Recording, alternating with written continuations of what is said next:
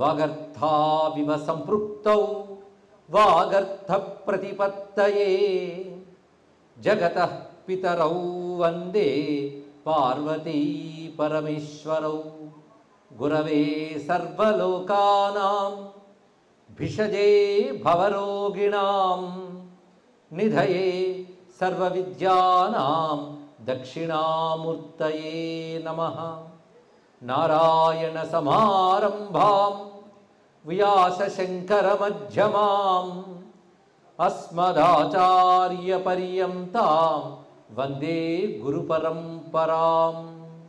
నారాయణం నమస్కృత్య నరం చైవ నరోత్తమం దేవీం సరస్వతీం వ్యాసం తతో జయముదీరయేత్. శ్రీశేషశైలసునికేతన దివ్యమూర్తే నారాయణాచ్యుత హరే నలినాయతాక్ష లీలాకటాక్ష పరిరక్షిత సర్వలోక శ్రీవేంకటేశ మమ దేహి కరావలంబం. శ్రీవేంకటేశ మమ దేహి కరావలంబం. యస్మాత్ సర్వం సముత్పన్నం చరాచరమిదం జగత్ ఇదం నమో నటేశాయ తస్మై కారుణ్యమూర్తయే. మూకం కరోతి వాచాలం పంగుం లంఘయతే గిరిం యత్కృపాతమహం వందే పరమానందతాండవం పరమానందతాండవం పరమానందమాధవం.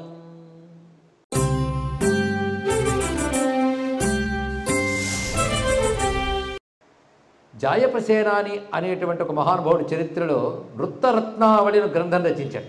క్షితౌ రత్నఛాయాఫలనం ఉదకే వీచిలలితం శిఖిన్యర్చిప్రేంఖా సహజగతి వైచిత్ర్యమనిలయే తటిత్క్రీడా వ్యోమ్నాత్మకృత సుభగ పంచసుపరః ప్రవిష్టో భూతేషు ప్రభవతి వృత్తస్య మహిమా.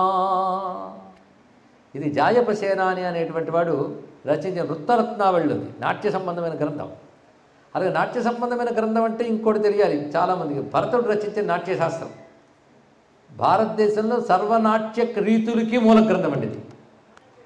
అందుకని భరతుడి నాట్యశాస్త్రం అంటే భరతనాట్యానికే కాదు, భారతదేశంలో అన్ని నృత్య రీతులకు కూడా మూల గ్రంథం ఇదే అని చెప్పాలి. ఆ నాట్యశాస్త్రానికి అభినవగుప్తుడు అనేటువంటి కాశ్మీర శైవ పండితుడు భాష్యం రాశాడు. ఇది ఒక రహస్యం. ఆ నాట్యశాస్త్రాన్ని ఆధారం చేసుకుని నందికేశ్వరుడు అనేవాడు కారికలు కూడా రచించాడు. ఈ నందికేశ్వరుడు అయున్నరులు కనబడే 14 సూత్రాలకి భాష్యం రచించాడు. చూసారా, అంటే 14 అయున్నరులు సౌండ్స్ కావుట, దానిలో సైన్స్ ఉందన్నాడు. అంటే sounds with science, science in sounds, అవి 14. చూసారా, అంటే వ్యాకరణ శాస్త్రవేత్తలు భారతదేశంలో చదువుకున్న అయున్నరులుక్కులు సైన్స్ అన్నాడు. ఇక్కడ ఎలాగయ్యా సైన్స్ అంటే దానికి భాష్యం రచించాడు నందికేశ్వరుడు గారు. ఆ 14 సూత్రాలకి దానికి భాష్యం రచించాడు ఉపమన్యు మహర్షి. చూసారా ఎంత విజ్ఞానం ఉందో మనకి. 14 సూత్రాల్లోంట సృష్టి ఏర్పడక ముందు నుంచి సృష్టి ప్రారంభం అవ్వడం, కొనసాగడం, తిరిగి లయమవడం కూడా 14 సూత్రాల్లో ఉన్నాయంటే మొత్తం రహస్యం అంటే ఇక్కడ. అరే 14 సూత్రాల్లో విశ్వవిజ్ఞాన రహస్యం ఉందా? ఆ 14 సూత్రాల నుంచి మన 50 అక్షరాలు పుట్టాయా అంటే 50 అక్షరాల్లోనే సృష్టి ప్రారంభం, సృష్టి వికసనం, సృష్టి లయం 3 పెట్టారంటే అక్షరాల్లోనే విశ్వవిజ్ఞానం పెట్టిన భారతీయ మహర్షులకు నమస్కారం చేయాలి. అందుకు అక్షరాభ్యాసం మనం చేసుకుంటున్నాం. సమస్త విశ్వవిజ్ఞానం దానిలో ఉన్నది. అది చెప్పడం మొదలెడితే ఒకప్పుడు నాకు 5 రోజులు పట్టింది అక్షరాభ్యాసం అనే పేరుతో. కేవలం 14 సూత్రాల్లో ఏమి దాగుందో చెప్తే అంత ఉందండి విజ్ఞానం. అంత ఉందని చెప్పడం కోసమే దాన్ని ఉటంకించుకున్నాం. ఇదంతా మన నటరాజ స్వామి వారి నుంచి వచ్చింది. అంత విజ్ఞానం అక్కడ కనబడుతుంది. దానికి భాష్యం రచించాడు. నందికేశ్వరుడు కారికలు చేస్తూ నందికేశ్వరుడు అంటాడు, సాధారణంగా నాట్యశాస్త్రవేత్తలందరికీ తెలుసు, ఆంగికం భువనం యస్య వాచికం సర్వవాంగ్మయం ఆహార్యం చంద్ర తారాది తం వందే సాత్వికం శివం. బా ఏమి ఎక్స్ప్రెషన్ అండి బాబు. ఒక్క శ్లోకంలో నటరాజు అంటే ఏంటో చెప్పాడు. నాట్యానికి ఎప్పుడైనా కావలసినవి 4: ఆంగికం, వాచికం, ఆహార్యం, సాత్వికం. ఈ సాత్వికం అనేటువంటిది భావ ప్రకటనని సాత్వికం అంటారు. అంతకు ముందు ఉండవలసిన ఆంగికం. ఆంగికం అంటే తాను ఏది నాట్యం చేయబోతున్నాడో దానికి తగ్గ శరీరం ఉండాలి. నేను భీముడి వేషం వేస్తాడు, ఊదితే పడిపోతాడంటే అది సరైన ఆంగికం కాదు. ఒక సన్నంగా ఉన్నాయని వచ్చి నేనండి భీముడు వేషం వేస్తున్నా అంటే నేను ఎవడించుకున్నాడయ్యా అంటాం మనం ఇక్కడ. అంటే దానికి తగ్గ ఫిజిక్ ఉండాలి, ఆంగికం. రెండవది ఆహార్యం, దానికి తగ్గ అలంకరణ, కాస్ట్యూమ్స్ వేసుకోవాలి. మూడోది వాచికం, అంటే వాచకం ఉండాలి. ఈ రోజుల్లో బాగా డబ్బింగ్ చెప్పేస్తారు కదా అంటారు మనం. పూర్వం మాత్రం ఉత్తమమైనటువంటి నాట్యశాస్త్రవేత్తకి అభినయించేవాడికి ఉండవలసిన వాటిల్లో ఆంగికం ఒకటి, ఆహార్యం ఒకటి, వాచికం ఒకటి. చూడ్డానికి గంభీరంగా భీముడిలాగా వచ్చాడు, గొంతెప్పగానే పీల గొంతు ఉందనుకోండి ఏం లాభం? దానికి తగ్గ గంభీరమైన కంఠం ఉండాలి, పాత్రోచితమైనటువంటి వాచికం ఉండాలి. భాష కూడా దానికి తగ్గట్టు ఉండాలి. అవన్నీ వాచికం కిందకు వస్తాయి. తర్వాత సాత్విక స్థానం అంతా ముఖమే ప్రధానం, అభినయం అంతా చూపించాలి, ఎక్స్ప్రెషన్ ఇవి ఉండాలి. ఇవన్నీ ఉంటే నాట్యం అన్నారు. ఆంగికం బాగుండి, వాచికం బాగుండి, ఆహార్యం బాగుండి, 4 లేకపోతే అసలు లేదు. మరి శివుడు నాట్యం చేస్తే ఈ 4 ఏమవుతాయి? ఇక్కడ చూపిస్తున్నా. అంటే శివుడిని ఒక కాస్మిక్ డ్యాన్స్ అని చూపించడం ఇప్పటి సైంటిస్టుల యాటిట్యూడ్ కాదు, భారతీయ ఋషులు ఇచ్చిన విజ్ఞానం. తెలుసుకోండి, దాన్ని వీళ్ళు చెప్తున్నారే తప్ప దీన్ని వాళ్ళు అన్వయించారని చెప్పడానికి లేదు. ఈ ఒక్క శ్లోకం చాలు శివనాట్యాన్ని ఎలా దర్శించారు. ఆంగికం భువనం యస్య, శివుడి శరీరం ఏమిటాయి అంటే సమస్త భువనములు ఆయన శరీరముగా ఉన్నాయి. మరి వాంగ్మయం ఉండాలి కదా, పాటకు సాహిత్యం వాచికం ఉండాలి కదా. అంటే అదేమిటయ్యా అంటే వాచికం సర్వవాంగ్మయం, సృష్టిలో వినబడే ప్రతి అక్షరము ఆయనకి వాంగ్మయమే నాట్యానికి. మరి కాస్ట్యూమ్స్ ఏమయ్యా?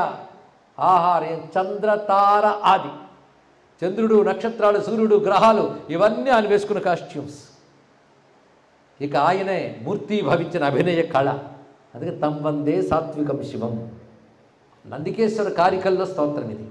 సాధారణ నాట్యం చేసేవాళ్ళు ఈ శ్లోకాన్ని పఠించడమో లేదా అభినయించడమో చేస్తూ ఉంటారు. నాట్యంలో అత్యంత ప్రధానమైన శ్లోకం ఇది. ఇచ్చిన వాడెవడు? నందికేశ్వరుడు. శివ నాట్య విజ్ఞానికి, శివ విజ్ఞానానికి గురువుగారు నందీశ్వరుడు. గుర్తుపెట్టుకోండి, నందీశ్వరుడు అంటే శివాలయంలో ముందుండే వృషభం అని కాదు. నందీశ్వరుడు అంటే ఆచార్యుడు, శివభక్తులకు ఆచార్యుడు నందీశ్వరుడు. మరొకరాదు. మనం వినబోతున్న చిదంబర విజ్ఞానానికి శ్రోతృస్థానంలో ఉంటాడు. ప్రథమ శ్రోత నందీశ్వరుడు, ప్రథమ భక్త శివుడు. శివుడు చెప్పగా శివుడి నుంచి జ్ఞానాన్ని పొందాడు నందికేశ్వరుడు. ఆ జ్ఞానాన్ని సనత్కుమారుడికి చెప్తాడు, సనత్కుమారుడు వ్యాసుడికి చెప్తాడు, వ్యాసుడు మనకిస్తాడు. అలా వచ్చింది శివజ్ఞాన గురు పరంపర. నందికేశ్వరుడు నమస్కారం చేసుకోవాలి. ఆ నందికేశ్వరుడు చెప్తున్నాడు ఈ శ్లోకం. ఆంగికం భువనం యస్య వాచికం సర్వవాంగ్మయం ఆహార్యం చంద్ర తారాది తం వందే సాత్విక శివం. అరే విశ్వమంతా విశ్వేశ్వరుడుగా చూపిస్తూ విశ్వాన్ని నటరాజమూర్తిగా దర్శింపజేసాడు నందికేశ్వరుడు. అలా దర్శిస్తే విశ్వం అంటే ఏమిటి అంటే మనకు తెలిసిన పంచభూతాలే విశ్వం కదా. విశ్వమంతా శివతాండవం అయితే పంచభూతాల్లో కూడా శివతాండవం కనబడాలి కదా. కనబడుతోంది కదా అన్నాడు ఎవరు? జాయపుసేనాడు. పంచభూతాల్లో శివతాండవం ఎలా చూడాలో చూపించాడు. దీన్ని బట్టి ఎంత అల్ట్రా మోడర్న్ థాట్స్, ఎలాంటి సైంటిఫిక్ థాట్స్ మన ఋషులు ఇచ్చారో చూడండి. ఇప్పుడు ఈ భాషల్లో మనం ట్రాన్స్లేట్ చేసుకుంటే ఆశ్చర్యపోతాం. అలా ఆశ్చర్యపోతున్నారు నేడు ప్రపంచమంతా కూడా. ఒక్క మాట తెలుసుకోవాలి ఇప్పుడు ఇది వింటున్న యువత కానీ ఇక్కడున్న ప్రతి ఒక్కరు. ఏమిటంటే సైన్స్కి నిలబడి ఇది సైన్స్ అని చెప్పగలిగే ఒకే ఒక్క మతం ఈ ప్రపంచంలో హిందూ మతం మాత్రమే. సైంటిఫిక్ అండ్ ఫిలసాఫికల్ రిలీజియన్ ఏమిటయ్యా అంటే హైందవ మతం. అందుకు సందేహం లేదు, ప్రతి దాంట్లో కనబడుతుంది. లేకపోతే అత్యంత ప్రాచీన కాలంలో వేల ఏళ్ల క్రితం చెప్పిన ఈ శ్లోకాలు భావం ఏంటి చూడండి. పృథ్వీ యందు ఎలా చూస్తావు శివతాండవాన్ని, నీటి యందు ఎలా చూస్తావు, అగ్ని యందు ఎలా చూస్తావు అంటే తాండవం అంటే మూమెంట్ కదయ్యా అన్నాడు. కదలిక, కదలిక నాట్యం అయితే ప్రతి దాంట్లో కదలిక ఆయనే కదా, కానీ ఎందులో లేదు చెప్పన్నాడు. క్షితౌ రత్నఛాయా ఫలనం, భూమి యందు రకరకాల రంగులుంటాయి. ఈ రత్నాలన్నీ ఎక్కడ దొరుకుతాయి? భూమి యందే తళతళలాడిపోతుంటాయి కదా. ఈ తళతళలాడటం కదలికలే కదా. కానీ భూమి యందు కనబడుతున్న రత్నఛాయా ఫలనం, వాటి యొక్క ప్రతిఫలనము అది భూమి యందు నాట్యం. ఉదకే వీచిలలితం, నీటిలో తరంగాల యొక్క కదలిక శివనాట్యం. నీరు ఊరుకుంటుందా, అలలతో కదులుతూ ఉంటుంది, అది శివనాట్యం. భూమి యందు రత్నాల తళతళన శివనాట్యం, నీటి యందు అలల తలతళలు శివనాట్యం. శిఖిన్యర్చిప్రేంఖా, అగ్ని వెలిగించాక అది జ్వాలలతో కదులుతూ ఉంటుంది. ఆ కదులుతున్న జ్వాలలే శివనాట్యం. అగ్ని యందు కదులుతున్న జ్వాలల శివనాట్యం. సహజగతి వైచిత్ర్యమనిలే, గాలి ఎన్ని రకాలుగా కదులుతుందండి. పిల్లగాలి, మెల్లగాలి, వడగాలి, సుడిగాలి, ఇన్ని కదలికలు గాలిలో నాట్యం. తటి క్రీడా వ్యోమ్నాచ్య కృత సుభగ పంచసుపర, తలెత్తి ఆకాశం వైపు చూడు, మెలికలు తిరుగుతున్న మెరుపులని శివనాట్యములే. కానీ భూమి యందు తళతళలు, నీటి యందు అలలు, అగ్ని యందు జ్వాలలు, గాలి యందు కదలికలు, ఆకాశమునందు మెరుపులు, ఇవన్నీ శివతాండవమే. అంతేకాదు సర్వభూతముల యందు కాలి చేతుల కదలికలుగా శివతాండవమే. పొద్దుట్లేచి ఇప్పటికి ఎన్ని డ్యాన్సులు చేశారో తెలుసా మీరు? చేస్తాం, చేయకుండా ఉండలేము. నమస్తిష్టద్భ్యో దావద్భ్యశ్చ భో నమో నమః అంటున్నాం. కూర్చున్న శివుడికి నమస్కారం, నిల్చున్న శివుడికి నమస్కారం, పడుకున్న శివుడికి నమస్కారం చెప్తున్నారు ఇక్కడ. పడుకోవాలి, నిల్చోవాలంటే ఎన్ని బాడీలో మూమెంట్స్ వచ్చాయండి. మన చేతిలో ఉన్నాయా? ఏమిటో ఈ మధ్య నిలబడలేకపోతున్నానండి అంటే నిలబడ్డా నీ చేతిలో లేదని నువ్వే ఒప్పుకుంటున్నావు. ఒకప్పుడు నిలబడగలిగావు, ఇప్పుడు నిలబడట్లేదు అంటే అప్పుడు ఇప్పుడు కూడా నీ చేతిలో లేదు. కూర్చోలేకపోతున్నానండి, కింద కాలు మడత పెట్టలేకపోతున్నానండి. కాలు మడత పెట్టడం, చాచగలగడం, చేయి ముడవగలగడం, ఇవి నాట్యాలు కావు. పొద్దున్నే చదువుకుని చేస్తుందా డ్యాన్సే, మరొకటి ఏమున్నది. ఈ మూమెంట్స్ మీరు గమనిస్తే కూర్చున్న శివుడికి నమస్కారం అంటే నేను ఇలా కూర్చుండేలా చేసిన శివుడికి నమస్కారం అనుకోవాలి. ఇక్కడ తిష్టద్భ్య దావద్భ్య, పరిగెత్తే శివుడికి నమస్కారం. ఎన్ని రకాలు చెప్పారు ఇక్కడ. అంటే సృష్టిలో ప్రతి కదలిక శివతాండవం. కదలిక లేని చోటు ఎక్కడుందయ్యా? అణువు మొదలు బ్రహ్మాండం వరకు అన్నీ కదలికలే. కదలిక లేనిది ఎక్కడో చెప్పండి, ఇప్పుడు మీరే చెప్పండి. ఇక్కడ విశ్వంలో కదలికే విశ్వం. సూర్యుడు ఉదయించాడు, సాయంత్రం అస్తమించాడు, మధ్యలో కదలిక ఉందా లేదా? మీరు ఇలా కూర్చుంటే నేను ఇప్పుడేం కదలలేదు కదండి అంటే మీరు ఊపిరి కదులుతుందయ్యా అన్నాడు ఇక్కడ. అది డ్యాన్స్ చేస్తుంట. అజపా తాండవం అని శివతాండవం ఒక తాండవం. యోగశాస్త్రంలో అజపా జపం ఒకటి ఉంది. అజప అంటే మనకు తెలియకుండా మనలో సాగుతున్న మాల, అక్షమాల, ఉచ్ఛ్వాస నిశ్వాస, ఇదే అజప. ఇది డ్యాన్స్ కదా చెప్పండి. దీని రిధం ఉందా లేదా చెప్పండి. రిధం ఉందా లేదా? రిధం ఉంది. మీరు అబ్జర్వ్ చేయండి దాని ఎంత రిధం ఉంటుందో. నవరసాలు ఉన్న ఊపిరిలో గమనించారో లేదో? ఏదో భయంకరమైన సంఘటన విన్నారు, ఊపిరిలో వేగం పెరుగుతుంది. కామ్గా కూర్చుని సంగీతం వింటున్నారు, ఊపిరి ప్రశాంతంగా ఉంది. ఏదో జోక్ వేస్తే నవ్వారు, ఊపిరిలో కదలిక మారింది, ఊపిరే కదలిక మారుతుంది. కనుక మీకు కలిగిన భావాల కరువుగా ఊపిరిలో కదలికలు అబ్జర్వ్ చేయండి. ఈ కదలిక ఏది మీ చేతిలో ఉంది? ఎవడు కదిలిస్తున్నాడు? ఇది చూస్తే నాలో, నీలో, అందరిలో శివతాండవం తప్ప మరొకటి కనబడదు. ఇది మన ఋషులు ఆ విధంగా దర్శిస్తూ విశ్వమంతా శివతాండవంగా చూపించారు. అందుకే స్వామి ఆ విధంగా శివతాండవ రూపంగా అష్టమూర్తుల్లో గోచరిస్తున్నాడయ్యా అనే మాటను కూడా చూపిస్తున్నారు ఇక్కడ. ఇలాంటి శివతాండవాల్ని భావించాలి, ధ్యానించాలి, స్తుతించాలి అంటారు ఆదిశంకర భగవత్పాదులు వారు. అందుకే సాంబ సదాశివ శంభో శంకర శరణం మే తవ చరణ యుగం అని చెప్తూ ఒక మాట అంటారు. ఝండు తక్క ఝంకిణు ఝను తక్కిట తక్క శబ్దై నటసి మహానట భో సాంబ సదాశివ శంభో శంకర శరణం మే తవ చరణ యుగం. ఒక్కొక్క అక్షరంతో ఒక్కొక్క పాదం చెప్పున్న సువర్ణమాలాస్తుతి రచించిన ఆదిశంకరులు తద్రూపంలో ఒక వేదాంత శాస్త్రాన్ని ఇచ్చాడు ఆయన. ఇస్తూ అందులో ఝ అనే అక్షరం వచ్చేటప్పటికల్లా ఏం అందం చూపించారండి. ఝండు తక్క ఝంకిణు ఝను తక్కిట తక్క శబ్దై నటసి మహానట భో సాంబ సదాశివ శంభో శంకర శరణం మే తవ చరణ యుగం అని ప్రారంభిస్తారు. అదేవిధంగా వ్యాసుడు శివుడు గురించి తాండవాన్ని ఎన్ని రూపాల్లో వర్ణిస్తాడు. స్కాంద పురాణంలో భీమఖండంలో వర్ణిస్తాడు, సూత సంహితలో చెప్తాడు. ఇదే కాకుండా విశేషంగా ప్రత్యేకించి కూర్మ పురాణంలో శివగీత, ఈశ్వర గీత అని గీత ఉందండి. గీత ఎక్కడొచ్చిన వేదాంత శాస్త్రమే. అది అంటే అదొక సబ్జెక్ట్ ఉందన్నమాట, చెప్పుకోవడానికి ఉంది. కానీ అంతే అలాగూ చెప్పని చెప్తే వేరే సబ్జెక్ట్ అవుతుంది. అందులో శివతాండవమే ప్రధానంగా చూపిస్తాడు. ఆశ్చర్యకరమైన అంశం. అలాంటి ఆయన అంటాడు ఒక చోట, విశ్వస్య చేష్టాస్త్వఖిలస్య యేన యంత్రస్య లాస్యం భువి యంత్రిణేవా విశ్వాధికం సర్వనియామకం తం వినాహమన్యం నభజామి దైవం. ఇది వ్యాసుని మాట. ఇందులో ఈ చెప్తున్న శ్లోకాలు ఇవాళ పరమార్థం ఏంటంటే, శివుడిని ఒకానొక డ్యాన్సింగ్ గాడ్గా మన వాళ్ళు చూడలేదయ్యా, విశ్వంలో ప్రతి కదలిక చేస్తూ ఉన్నటువంటి చైతన్యంగా దర్శించారు, ఋషులే దర్శించారు. ఇప్పుడు సైన్స్ అది యాక్సెప్ట్ చేస్తుంది అని చెప్పడానికి కూడా నందికేశ్వర కార్యం తీసుకున్నాం, జాయపసేనాన వాక్యం తీసుకున్నాం, వ్యాస వాక్యం తీసుకుంటున్నాం. ఏం చెప్తున్నాడంటే, విశ్వస్య చేష్టాస్త్వఖిలస్య ఏన, విశ్వంలో ఒక చేష్ట ఉంది. చేష్ట అంటే ఒక చేత, చేత అంటేనే కదలిక, కదలిక ఉంది. కదలిక ఎలా ఉందంటే, నాన్న యంత్రం కదులుతుందంటే కదిలించేటువంటి యాంత్రికుడు కూడా ఉన్నాడు కదా. ఈ మాట తెలియాలంటే భగవద్గీతలో శివతాండవం చూపిస్తూ ఉంటాం. ఎక్కడ చూపిస్తారంటే, ఈశ్వర సర్వభూతేషు హృద్దేశే అర్జున తిష్టతి భ్రామయన్ సర్వభూతాని యంత్రారూఢాని మాయయా. జంత్రగాడు యంత్రాన్ని తిప్పినట్టు ప్రతివాడు హృదయంలో ఈశ్వరుడిని తిప్పుతున్నాడు. ఈ హృదయాన్నే దహరాకాశం చిదంబరం అంటారయ్యా, అక్కడ నుండి తిప్పుతున్నాడు మొత్తం అని చెప్పిన దాన్ని దర్శిస్తే సరిగ్గా విశ్వస్య చేష్టాస్త్వఖిలస్య ఏన యంత్రస్య లాస్యం భువి యంత్రినేనా. విశ్వమనే యంత్రాన్ని తిప్పుతున్నటువంటి వాడు ఎవడున్నాడో వాడు విశ్వాధికం. చూడండి ఎంత గొప్ప మాట చెప్తున్నాడు. విశ్వాన్ని తిప్పేవాడు విశ్వం కంటే గొప్పవాడు. అంతేగాని విశ్వాన్ని తిప్పుతూ తాను విశ్వంతో తిరిగిపోతూ పాపం విశ్వానికి సృష్టి స్థితి లయలు ఉన్నాయి, ఆయనకి లేవు ఆ మూడు. అంటే సృష్టి స్థితి లయలు డ్యాన్స్ ఆ మూడు చేస్తున్నాడు కానీ ఆయనకు మూడు లేవు. ఆయనకు సృష్టి స్థితి లయ ఉందా, ఎప్పుడు ఉండేవాడు. అందుకే విశ్వాన్ని నడుపుతున్నాడు విశ్వాధికుడు.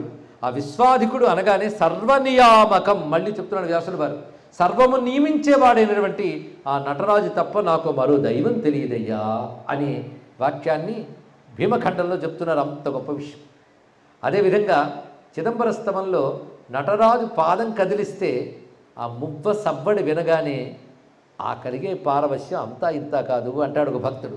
ఆనంద నృత్త సమయే నటనాయకస్య పాదారవింద మణినూపుర సిజితాని ఆనందయంతి మదయంతి విమోహయంతి రోమాంచయంతి నయనాని కృతార్థయంతి. ఆనంద నృత్త సమయే, ఇక్కడ శివుడు ఆనంద తాండవం గురించి చెప్తున్నాం. ప్రళయ తాండవం కావాలా, ఆనంద తాండవం కావాలా చెప్పండి.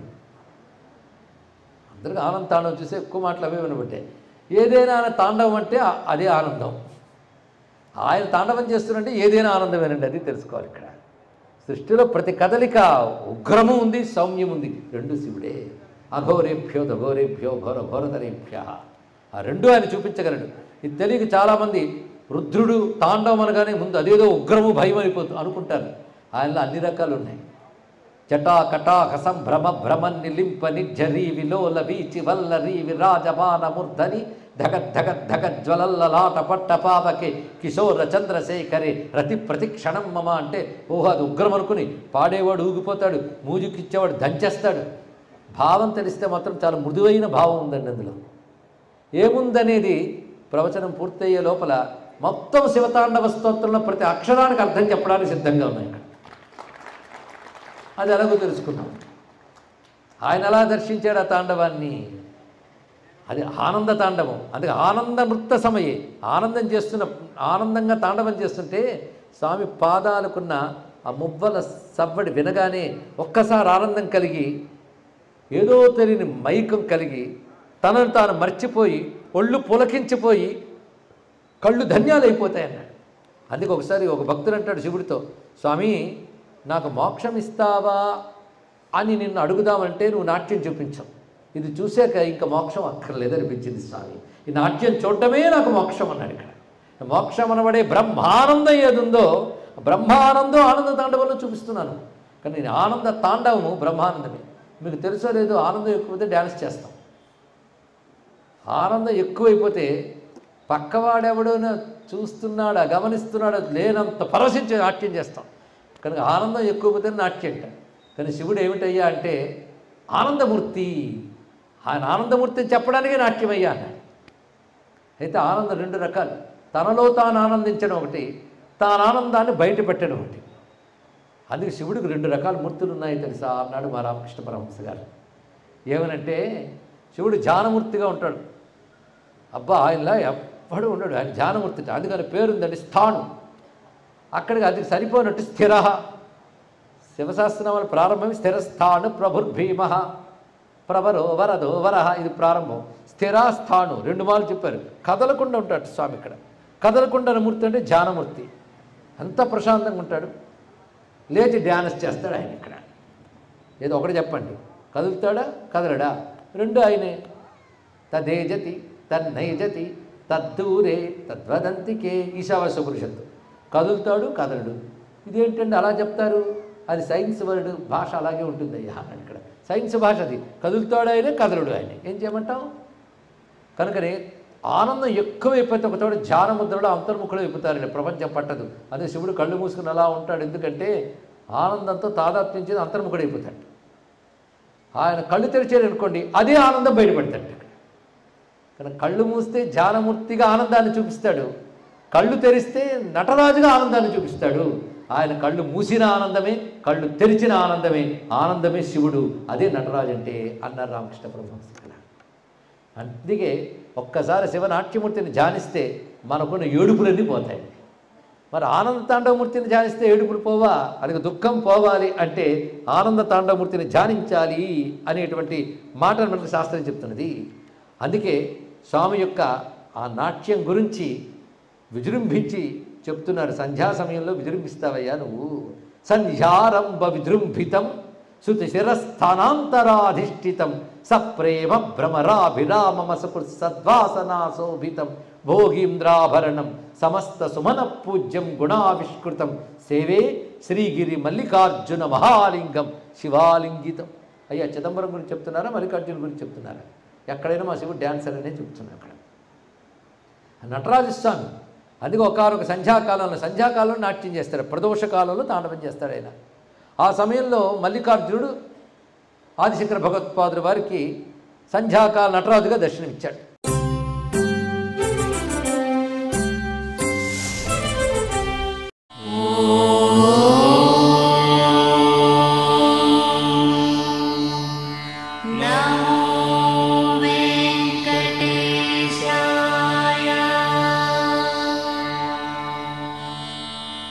ఓ